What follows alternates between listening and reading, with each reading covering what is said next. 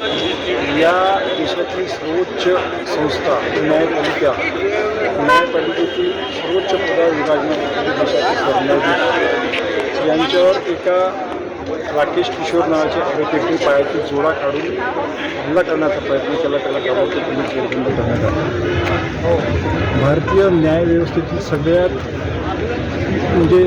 काळाकुट्ट असा दिवस आहे. अतिशय घृणास्पद आणि दुर्भाग्यपूर्ण अशी ही घटना आहे. मी त्या हल्ल्याला भ्याड हल्ला म्हणेल आणि अतिशय विचारपूर्वक केलेला तो हल्ला आहे.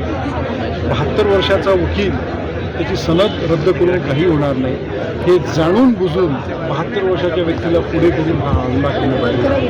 त्यामुळे या घटनेचा तीव्र निषेध अमरावती जिल्हा वकील संघातून अध्यक्ष म्हणून करतो आणि या बाबतीत आम्ही आज संपूर्ण बार असोसिएशनमध्ये सभा घेऊन पूर्ण दिवसभर कोणतेही प्रकारचे कामकाज न करण्याचा सर्वानुमते ठराव पारित केलेला आहे आणि जाहीरपणे या घटनेचा आम्ही निषेध केला.